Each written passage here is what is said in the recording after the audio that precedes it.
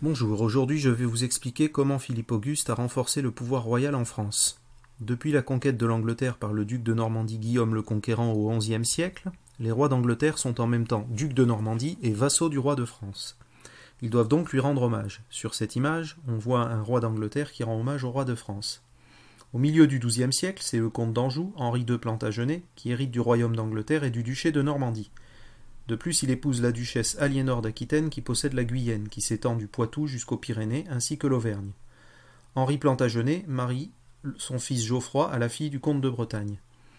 C'est ainsi que la dynastie des rois d'Angleterre, les Plantagenets, sont devenus sans combat les maîtres de plus de la moitié du royaume de France. Théoriquement vassaux du roi de France, qui est bien moins puissant qu'eux, ils refusent de lui rendre hommage. À la mort du roi Louis VII, son fils unique Philippe II, surnommé Philippe Auguste, monte sur le trône de France. En 1180. Il n'a que 15 ans.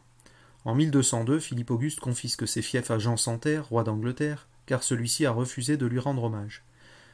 Philippe Auguste affronte Jean Santerre, puis ses alliés, à Bouvines en Flandre en 1214. Lors de la bataille de Bouvines, Philippe Auguste affronte l'empereur Othon IV du Saint-Empire germanique et les comtes Ferrand de Flandre et Renaud de Boulogne, qui sont faits prisonniers. Grâce à sa victoire à Bouvines, Philippe Auguste reprend de nombreuses terres aux Plantagenets et agrandit le domaine royal. Il y intègre la Normandie, l'Anjou, le Poitou, l'Auvergne. Il ne reste aux Plantagenets que l'Aquitaine. Pour administrer le domaine royal, Philippe Auguste créa les baillis en 1190. Les baillis doivent rendre la justice au nom du roi et y collecter les impôts. Les baillis doivent aussi se rendre tous les 4 mois à Paris pour présenter leur rapport au roi. Philippe Auguste fixe à Paris la capitale du royaume de France. Il fait entourer Paris d'une muraille pour la protéger et s'installe au palais royal, l'actuel palais de justice dans l'île de la Cité.